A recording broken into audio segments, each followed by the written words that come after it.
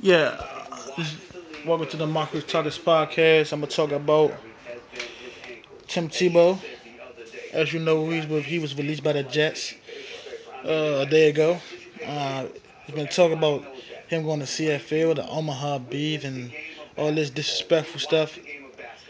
Let's just talk about the starters in the league right now and the team that need a quarterback with the tangibles of Tim Tebow. Let's talk about obviously number one at the Jacksonville Jaguars. My message to Jacksonville is: do you really think Blaine Gabbert is better than Tim Tebow? Uh, Two is the quarterback. My Cowboys, Tony Romo. Tony Romo, Tim Tebow, and you and Tim Tebow have the same amount of playoff wins. The only difference is you've been in 11 years. He only been in 5. Okay. Yes, you have spectacular numbers. The numbers don't even compare to Tim Tebow, but he hasn't had the opportunity that you have. I can see him being your backup. You need somebody with his pedigree, with his determination, with his work ethic to push you to being great. Uh, I would love to see him in New England. Let him learn behind Tom Brady. With no, because there would be no doubt who the quarterback is. Tom Brady, barring an injury. But it's a good winning spot for him. He can sit and he can learn. Just learn how to play quarterback. Not don't put him in the game and try to use him as anything else. Let him be a quarterback. Let him sit back and learn from one of the best, if not the best quarterback in the league. Let him sit back and learn and let because Tom Brady's 37. He doesn't have that much years to go. About 3, maybe 4. Tim Tebow is 25. So he's a quarterback. He can be your quarterback of your future. You develop him as such. But I think his main opportunity he should be with the Jacksonville Jaguars. I mean, let's look at the numbers. In 2 years as a starter, Blaine Gabbert is 5 of 12. 5 of 12. That is his starting record. 5 and 12, 2 years as a starter, and 1 year as a starter for Tim Tebow. He is 7-4 with a playoff win over the number one defense, and that's the Pittsburgh Steelers. That alone, he should be on that roster. But I'm not the GM. If I was the GM of the Jacksonville Jaguars, he'll be there not only to compete with Grant Blaine Gabbert, and eventually I believe he will be the starter, but to put tickets in the seats. I mean, the stands are never filled in Jacksonville. Don't nobody come to watch the Jacksonville Jaguars. There's no pizzazz, no spark. There's nothing that excites you about the Jacksonville Jaguars. Nobody excites you on the Jacksonville Jaguars. So I can see, I can see that playing out in two ways better than one. But Tim Tebow will be in the league. It's just about the team taking a chance on the guy who I believe is one of the hardest working in the league. And I believe he can be a starting quarterback in the league. Just look what he did with Denver. And may I add, what he did in Denver was in a lockout shortened season. No OTAs, no mini camps. Nothing like that. No work with the quarterback coach, the offensive coordinator, nothing like that. So what he did in a lockout shortened season was amazing. And I don't think it will ever be done again. Um, Also, we'll talk about Geno Smith and him firing his agents. I don't want to put too much on it, but it does send a bad look to Geno Smith because it's like you can't handle adversity. It's like everybody knows that this was a draft that you can go in the first round, you can go in the second, you can go in the third. Uh, okay, Buffalo passed on you, but to Buffalo, you wasn't their guy.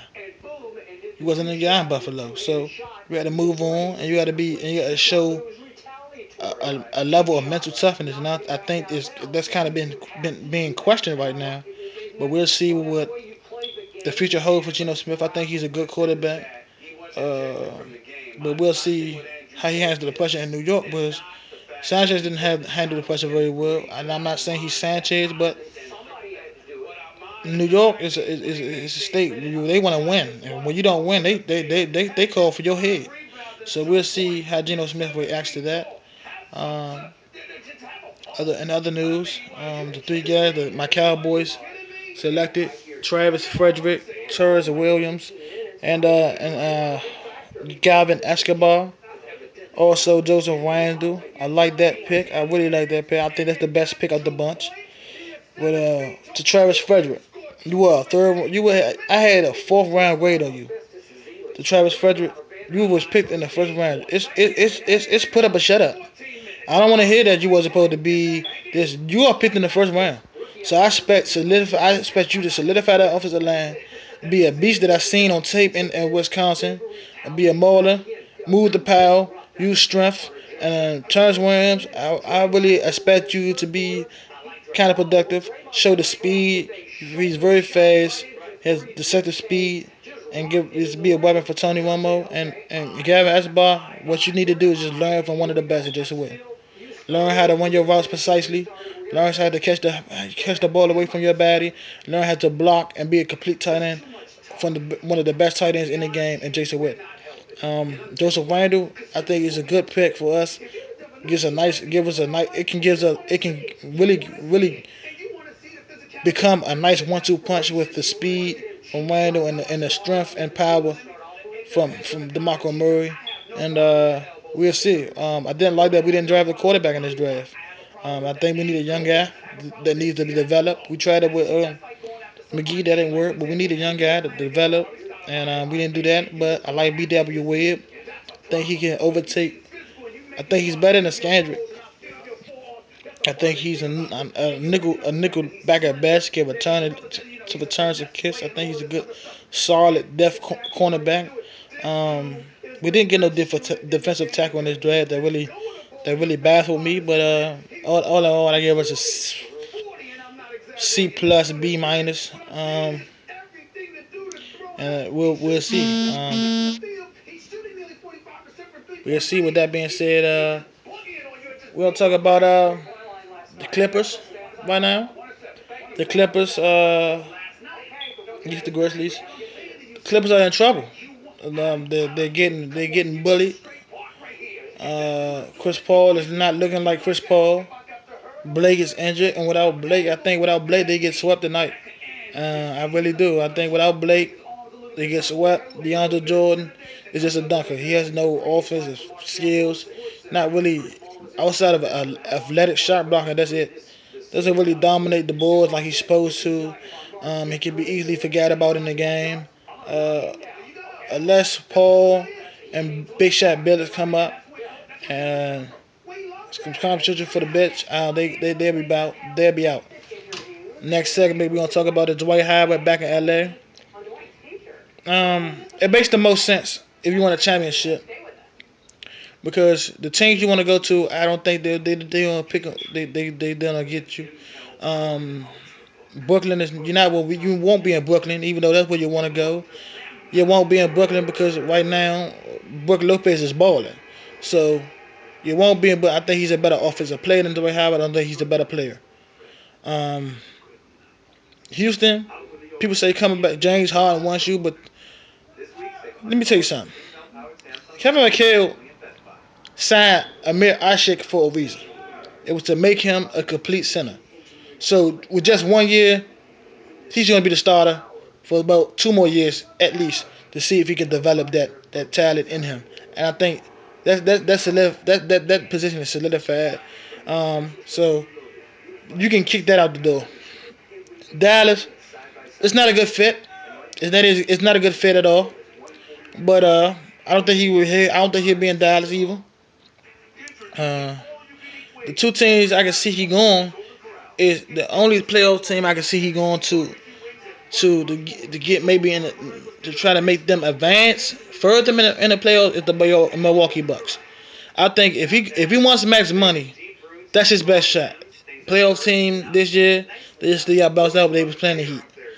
I think if Dwight Howard was to come to the Milwaukee Bucks, Brandon Jennings will resign, but they have Brandon Jennings in the backcourt with Monte Ellis. All they would need is a wing player. Um, that's the best place I can see him getting max money. Maybe the Bobcats. If you want max money, you want to be the superstar of a team. You want that team to be on you, to build around you. Then that's the best place to go. But you won't win a playoff game no time soon. You won't be in the playoffs no time soon. Don't think you will go there. But that's another option. That's another option if you want max money. But if you want a championship and he wants max money and a championship, a chance to be in the championship, it's the Los Angeles Lakers. No ifs, ands, or buts about it. Um, it's the Los Angeles Lakers. D'Antoni, as far as D'Antoni is concerned, they got to keep D'Antoni because you have two coaches you got to pay. You still got to pay Mike Brown, even if he signs with Cleveland, because you had a 4-year deal on the guy. So you still have to pay him. And if you release D'Antoni, you got to pay him. So that's two coaches plus a third coach you have to pay. It's too much. You got to keep him, and you keep him and let him build his system. You know what he wants to do. Whether who likes it, you gotta adapt to it. As a player, it's not just the coach's fault because people say he didn't adapt to the personnel, but the players didn't adapt to their coach. They didn't adapt to Mike D'Antoni. They didn't adapt to him. If that's your coach, that's what he like. That's what he wants to play, up tempo style. You have to adjust to that style, whether you like it or not. That he's the coach. He's trying to make adjustments, so you got to do the same. It's not fair that you keep bashing this man. This man is a great coach. Um, he's a great coach, but we know what type of system he wants. He wants to run up and down, but he hasn't had the players to that. And but not even the players. Even if you get Phil Jackson, if you had Phil Jackson here, you still would have got bounced out in the first round because you have no depth behind your bench. The Lakers have no depth on their bench.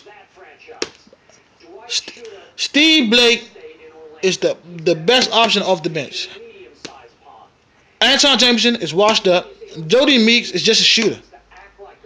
He's all he can do is shoot. That's all they do. If the shot don't fall, then you're not gonna get nothing out of return from Jody Meeks. So he's just a situational player who shouldn't even be your second option off the bench. They have no bench. They have no big man behind Brian Howard and Paul Gasol. They have no point guard other than Steve Blake behind Steve Nash, and he's up in age. They have no young shooting guard. Ron Artest is done. He doesn't look like the same Ron Artest we accustomed to. Yeah, he doesn't get physical. All he want to do is live behind the 3-point line. He doesn't want to go in the paint and get the rebounds, get the hard buckets, and get the fouls. He looks done. So the Lakers, by and all, it's not just Dwight Howard. It wasn't just Mike D'Antoni. The Lakers simply suck. Outside of their starting five, they simply suck. If you take Kobe Bryant, Paul Gasol, and Steve Nash and Dwight Howard off this team will be shittier than the Bobcats. Point blank, period. They will be worse than the Bobcats. It's just point blank and simple. I don't care if you had Kobe without them guys. They will be worse than the Bobcats. So this team sucks. They have nobody behind them, and this is why you know they was bounced out in the first round. So that was my take on my segment for today. Comment if you have any concerns, any debate topic that you want to add. We're trying to get this sport analyst tape. We're trying to get the sport analyst movement going. Sport analyst in the making is me, DeMarcus Tucker. Catch me on my email, DeMarcusTucker24 at yahoo.com. That AOL.com actually. This DeMarcusTucker24 at yahoo.com. You can hit me on the email. You can hit me on my Twitter, Rockton Young V Street. It's my Twitter. You can hit me on Facebook, DeMarcus Tucker at facebook.com. You can hit me on my other email, DeMarcusTucker at yahoo.com. Just call me, tell me what you think, and hit me on a quick video. This quick video, you hit me on a quick video as well, and let's get this movement started. For my, for that's all my time for today. I'm DeMarcus Tucker, and let's get this debate going. Embrace debate. I'll let your boy.